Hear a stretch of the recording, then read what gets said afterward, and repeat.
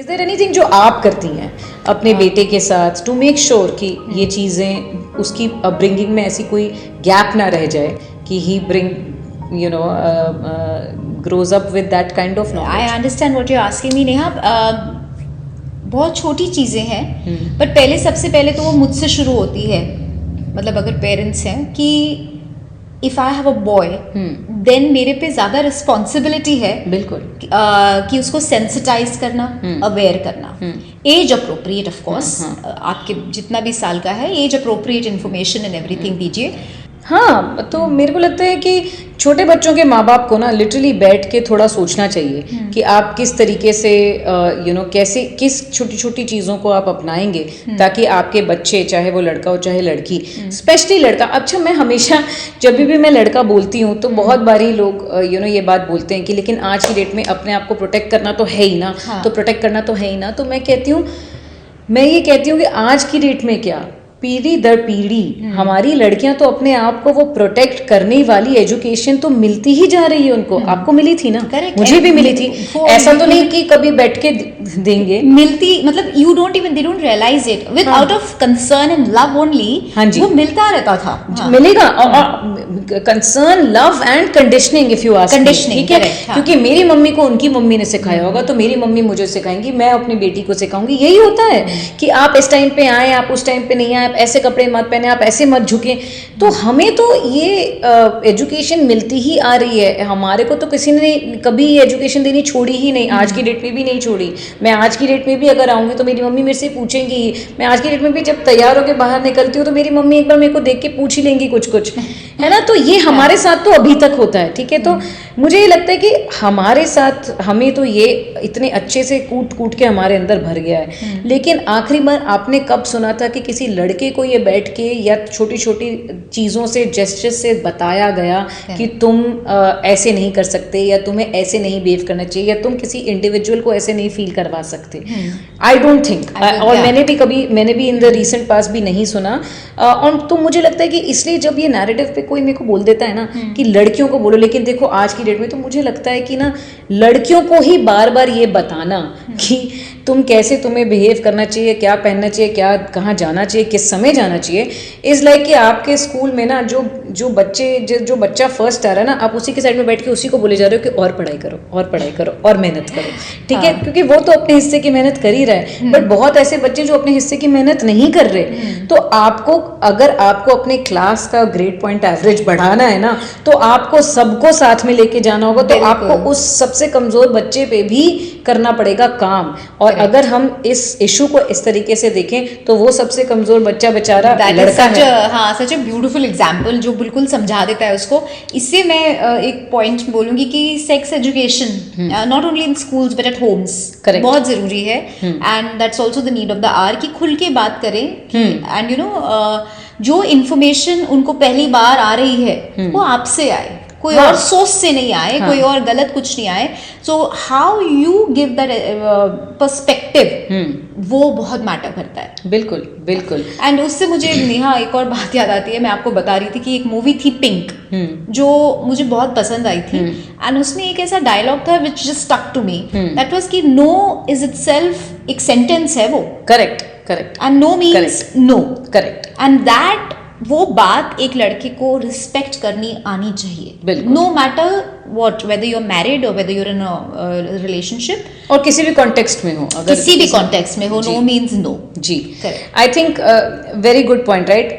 मतलब पहली बात तो ये है कि सबसे बड़ी जिम्मेदारी अगर हम एज अ सोसाइटी और एज अ कंट्री और एज अ कल्चर इस चीज़ को बदलना चाहते हैं और इसमें एक बेसिक सिग्निफिकेंट चेंज लाना चाहते हैं, तो वो जिम्मेदारी लड़कों के माँ बाप की है, सबसे पहली बात, ठीक है, इस समाज में।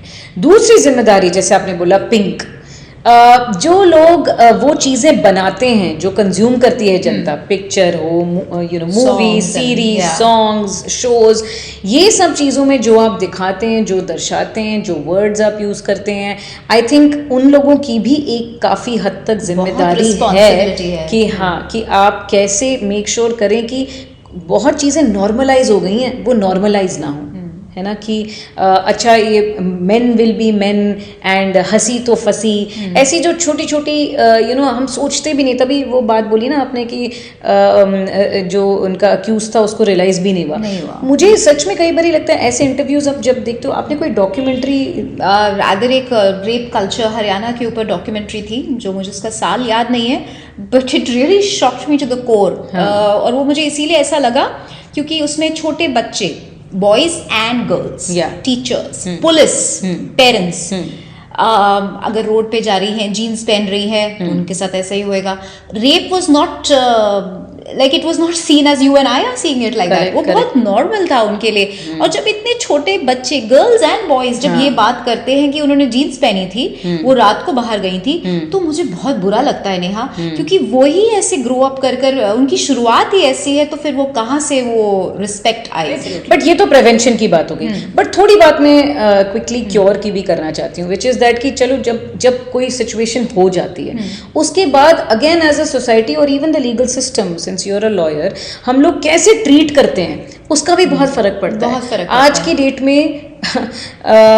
डेट में मुझे लगता है कि रेपिस्ट को बाद में लगता होगा कि मेरे से क्या पूछा जाएगा, उसके पहले विक्टिम को लगता है कि मेरे से क्या पूछा जाएगा। करेक्ट, ठीक है। इसकी वजह से हमारे किसी के साथ कुछ हो भी जाता है, जो आप नहीं बोल रहे थे कि अनरिपोर्टेड केसेस भी रहते हैं। करेक्ट, बहुत सारे अनरिपोर्टेड केसेस होते हैं जहाँ पे उन्हें बोलता है कि because of shame, like you know the word, वो बोलते हैं कि इसको यहीं पे कर दो, मत करो, बहुत बदनामी होएगी, या आपको पता नहीं आपसे क्या क्या सवाल पूछे जाएंगे। करेक्ट। पर मुझे लगता है क्यों, मतलब क्यों नहीं मेरा कॉन्फिडेंस है, कल को मेरे घर में चोरी हुई है या मर्डर हुआ है, मैंने कोई मर्डर देखा है, मैं क्यों नहीं जाऊंगी पुलिस के पास। तो similarly we should have that confidence. You have to treat rape cases differently. Correct, आप चाहे एज जुडिशरी या पुलिस, ये सब जो लीगल पूरा सिस्टम है, लॉयर्स, एवरीबडी, कि जब वो उसको सेंसिटिविटी होनी चाहिए एंड वो ये ना सोचे कि इसने क्या किया था। करेक्ट, बिल्कुल, वो सवाल आना ही नहीं चाहिए Neha. Correct. And when that happens, जब मुझे पता है मैं सपोर्टेड हूँ, मैं गाइडेड हूँ, और मेरे को ऐसे क्वेश्चन नहीं किया जाएगा, मुझे जस्टिस मिलेगा, सो स्पीडी जस्टिस मिलेगा, then I can say that वो क्योर ठीक होएगा। हाँ, क्योंकि आज की डेट में परपेट्रेटर जो अक्यूज्ड है या जो ये चीज़ें करते हैं, उन आधे लोगों को तो पता है एक्चुअली रेप तो 4 कदम आगे की बात है, 2 कदम पीछे ले लें, सिर्फ एक सेक्सुअल हैरेसमेंट, किसी के बारे में कुछ बोल देना या किसी को इनअप्रोप्रिएटली टच करके चले जाना, ये चीज़ें तो आई गई हो जाती हैं। ये चीज़ें तो वो सोच के भी नहीं करते हैं। तो हर ऐसी छोटी छोटी मिस को भी, इट्स नॉट छोटा एक्चुअली, ये तो बहुत बड़ी चीज़ें होती हैं ये भी, बिकॉज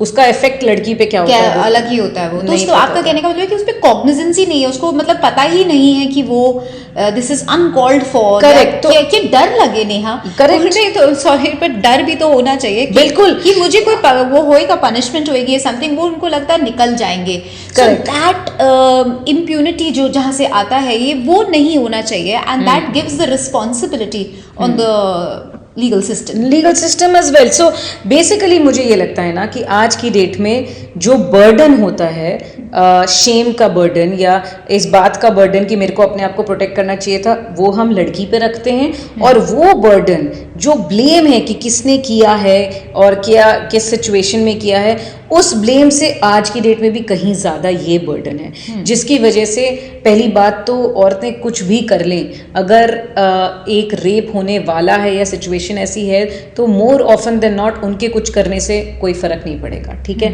पहली बात ये है। दूसरी बात, अगर हो भी जाता है अनफॉर्चुनेटली, तो वो आगे नहीं आ सकती क्योंकि उनके ऊपर इतना बर्डन हो। बट मैं ये बोलना चाहती हूँ कि अगर आज की डेट में जितनी भी लड़कियाँ भी देख रही हों या स्पेशली लड़कियों के पेरेंट्स देख रहे हों, वी जस्ट वांट टू से कि एक चीज़ तो अपनी बेटियों में, आप अपने बेटों पे तो डेफिनेटली काम करिए और मेक श्योर करिए कि आपके बेटे ऐसे आगे नहीं बढ़े कि वो ये सोचे कि हर चीज़ चलती है या आप वेमेन को ऑब्जेक्टिफाई कर सकते हैं या ये चीज़ें नॉर्मल हैं। पहली बात, क्या आप नॉर्मलाइज करते हैं?